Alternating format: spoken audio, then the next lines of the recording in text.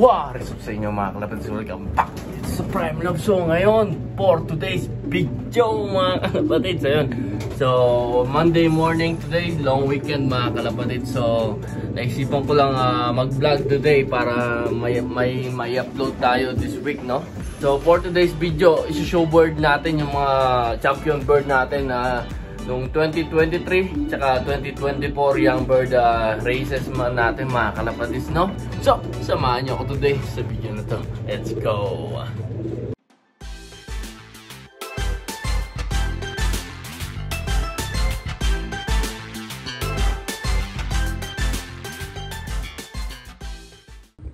Yun mga kalapatids. So, bago natin umpisa itong video na to, pasukin muna natin itong lock natin.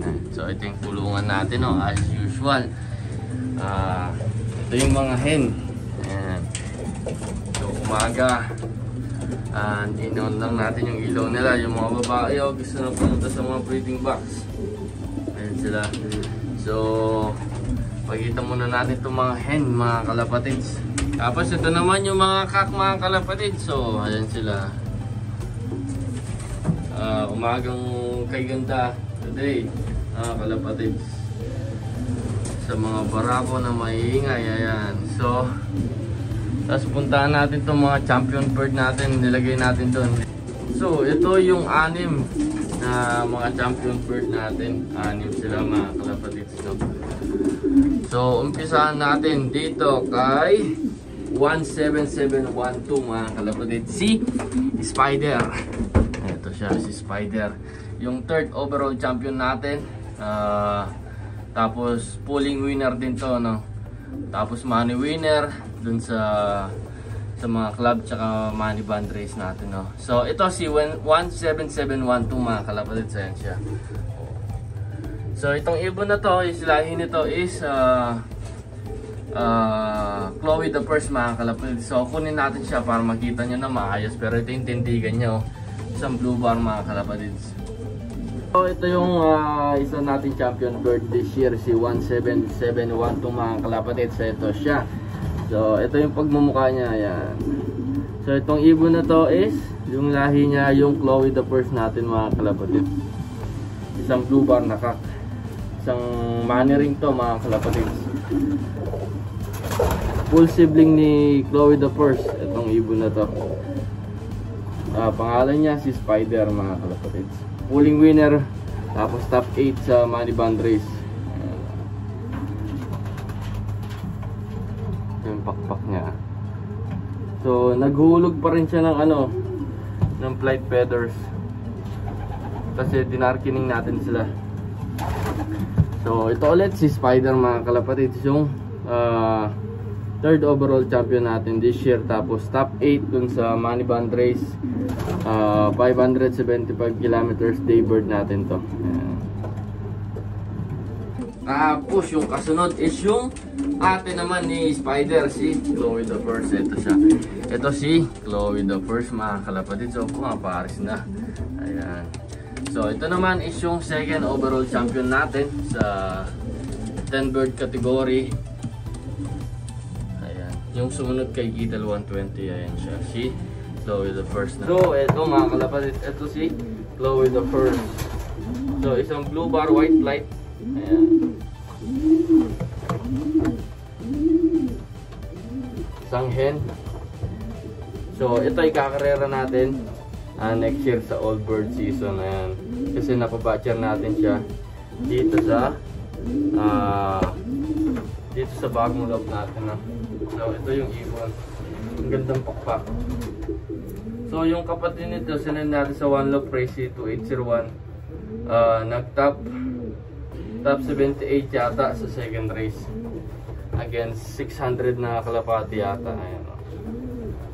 Ito siya, Chloe the First. Yung linyada nito is inbreed chipo, cross ng line breed ng Grutans. Ayan. Bale, Vincent Tony Gital 120 sa tatay.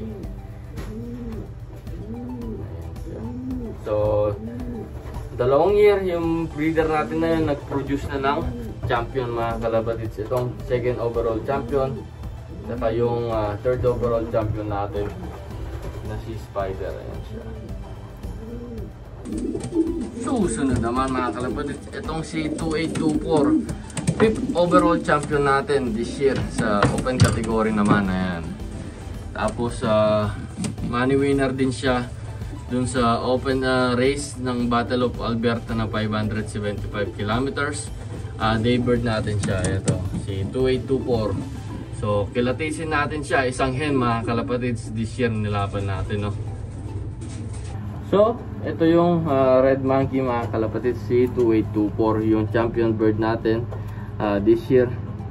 5th overall champion sa open category against 200 plus birds. Siya yung 5th overall champion. Ayan. So, yung breed nito is Thomas 6 Wolverine Cookman, cross ng red monkey mga kalapatids. So half sister to ni Mirage 911 dun sa nanay niya. Dun sa nanay. Pareho sila ng nanay, which is si Thomas 6 Wolverine Cookman natin. Yung pinakauna nating Thomas 6. Gumawa yung isang hen na yon dun sa dalawang cup, naglabas ng champion bird. Ito. So ito ulit si 2824, ayan, nagkukumahon. Isang hen mga kalapatids. 5th overall champion, pulling money winner sa club, tsaka dun sa money band race. Ito. Yung kasunod naman mga kalapatids, si Mirage 911. Ayan siya. So ito si Mirage 911 na mas ginalingan pa niya kaysa kay Kittel 120, no? Ito yung first overall champion lang naman natin sa 5 birds category mga kalapatids. Ayan, si 7877. Ayan siya. Tapos top 2 ng 575 kilometers. Money winner mga kalapatids. Tapos sa club din, multiple money winner siya. So kunin natin, kilatisin natin siya. Ayan. So ito mga kalapatids, si Mirage 911. Ayan siya. Makikita niyo yung katawan niya. Ganda ng katawan mga kalapatids. Halos tapos na mag-mold. So ito si Mirage 911 mga kalapatids. So ito yung first overall champion natin this year. Ayan. So itong ibon na to, isang blue bar, isang Barako Cup ban number 7877. Ayan. So itong ibon na to is Thomas 6 Wolverine Cookman, cross siya ng Porsche 911. Ayan. So tatay niya yung Porsche 911 natin, no? Yung pinakaunang Porsche 911 natin. Ayan. First overall champion sa 5 birds category. Ayan yung pakpak niya. So isa na lang na pakpak, yung pang number 10 yung ilalaglag niya. Ayan. So itong ibon na to is ano lang siya, small to medium type. Ayan. So itong ibon is nag top 2 dun sa 575 kilometers. Davidson Money Race, hard race mga kalapatids, Daybird. Ayan. Napakahirap na race na yun. Malakas yung hangin, pangit yung weather, makulimlim. Pero nakuha niyang makabalik on time. Ayan. So 95 seconds away lang siya dun sa top 1, no? Ayan siya. So ito ulit is Thomas 6 Wolverine Cookman, cross ng Porsche 911 natin, no? Ayan siya. Si Mirage 911. Susunod naman itong si 2850 mga kalapatids, no? Tignan natin siya. Yung late breed natin na kinarera this year na matindi. Makikita nyo ngayon palang nagmumulto. Ayan siya. So kilatisin natin siya. Ito yung tindigan niya. So itong linyada na to is Kittel 120 line mga kalapatids. Full sibling ni Kittel 120. Ito si Kapitan 120 mga kalapatids. So kunin natin siya. Kilatisin natin na maayos. Let's go. So ito si Kapitan 120. Ito yung katawan niya, oh. Buo yung katawan niya dahil sawang-sawa sa Eat All You Can. So ito is medyo malaking ibon kasi malaki yung picture niya. Ayan, ito si 2850 mga kalapatids. Si Kapitan 120, full sibling ni Kittel 120 ito mga kalapatids. Tapos yung mga full sibling niya, si 177 15 yata, 17715, tsaka si 4149, parehong nag top 1 mga kalapatids. Ito nag top 1 din siya, equal first ng first race natin sa Kinsella. Ayan. So ito yung itsura nyo, talagang sabi ko dun sa mga previous vlog ko, ito is late breed. Ayan, ito yung patunay na late breed. Ngayon pa lang siya nagmumold. Ayan, pati yung katawan niya nagmumold pa rin. Pati yung batok niya nagmumold pa. Ayan. So napakagaling ng ibon na to. 2 times pulling winner sa club. Tapos money winner din natin siya dun sa Davidson Money Race Daybird natin siya. So yung pinakauna nating ibon mga kalapatid, si 2850. Ayan. Pats, may dumating. 2850. Kita 120. Nice, nice. Come in. Uy, good. May isa pa. Nice. 2850. Kita 150. Nice. Ayan o. Uy. Fresh from Davidson. Pulling natin. Nice. Thank you sa pag-uwi. Nag-top 11 tong ibon na to against 200 na ibon. Tapos 40 lang yung nag-clock ng Daybird. Nakapagpa-clock tayo ng dalawa, si 2850 tsaka si 2824. Sila yung nasa nag-clock natin ng ano. Ayun, nakakatakot na yung pagmumukha niya. Talagang mag-iiba yung mukha nila. Hindi ganito yung mukha nito nung nire-race natin. Kasi late breed siya.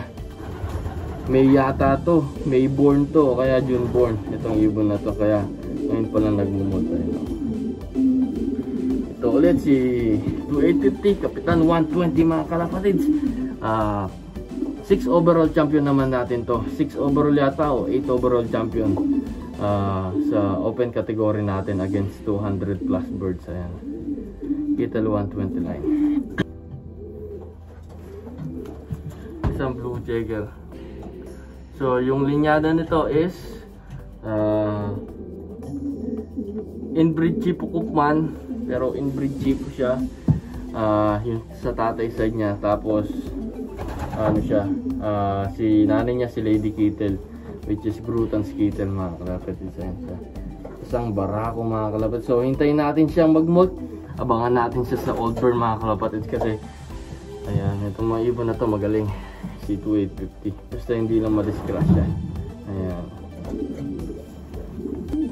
Yun mga kalapatids, syempre last but not the least, yung pamalakasan natin. Ayan o, si Kittel 120. Wala pa rin tatalo kay Kittel 120 kasi siya yung pinakauna nating champion mga kalapatids. Ayan, si Kittel 120 yung first overall champion natin sa 2023 Young Bird 10 bird category mga kalapatid. Ace bird champion ito.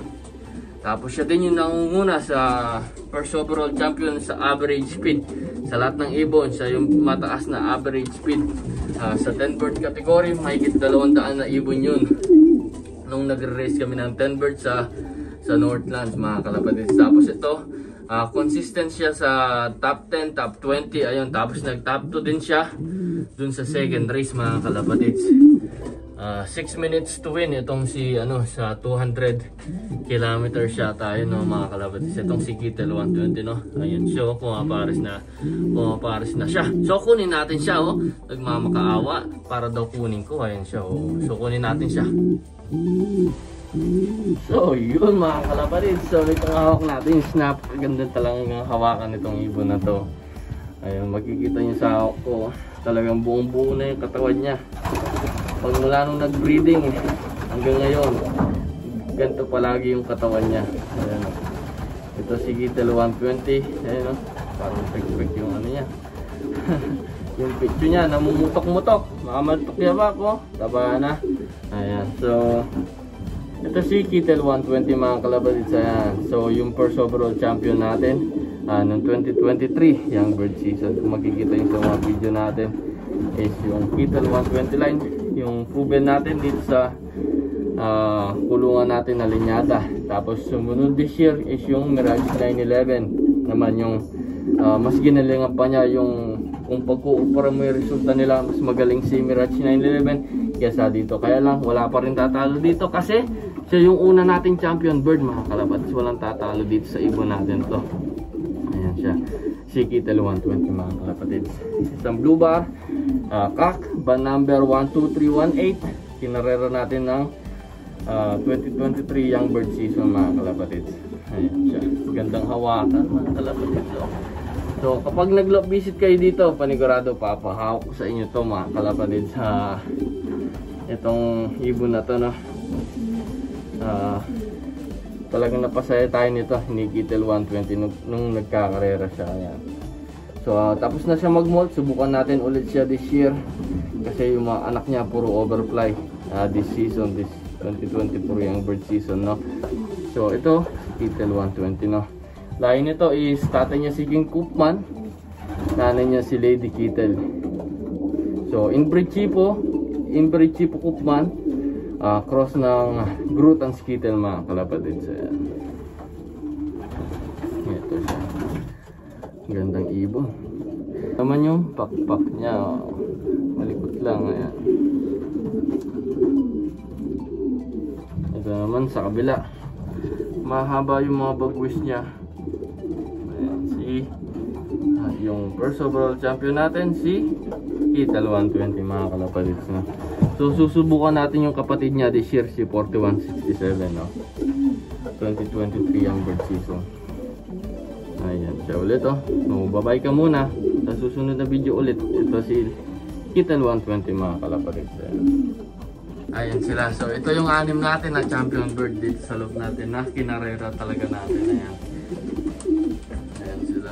So si Mirage 911, first overall champion natin this year. Si Kittel 120, first overall 2023.